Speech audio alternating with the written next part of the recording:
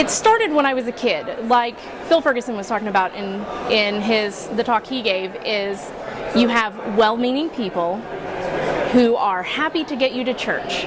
It got me out of the house and out from under my father. And these people were just so nice. You know, here, come in, have cookies. And it was easy to believe because, come on, the nice people are giving me cookies and telling me Jesus loves me. I think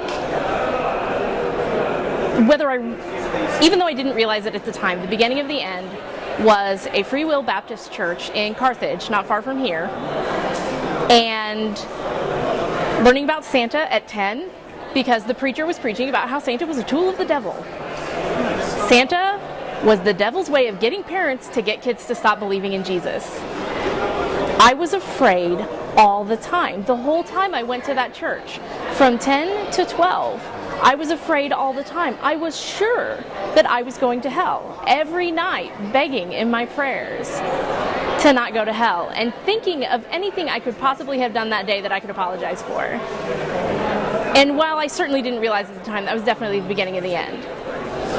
And as I got older and I learned more, got more involved with science, I take it back, less that than learning more about literature and mythology, anybody with a reasoning mind is going to start picking up the similarities. Jesus is just another reborn God.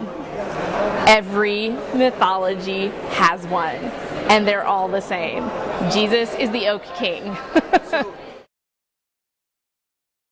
It's not your fault. You can't be blamed for people taking advantage of the fact that you were young and impressionable and were coming from a bad situation. People knew you were not in a good situation, took advantage of that fact, and sold you Jesus. Don't be afraid to talk to people. Talk to your guidance counselor. Talk to everybody you possibly can until you find somebody who is willing to be reasonable back. Don't be afraid to keep trying until you find someone who's going to be reasonable about belief. And read, read, read.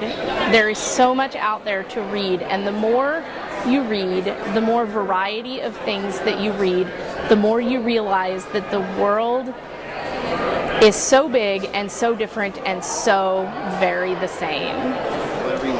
I am Desiree Statler. I'm coming out of the closet today, and we are Atheism.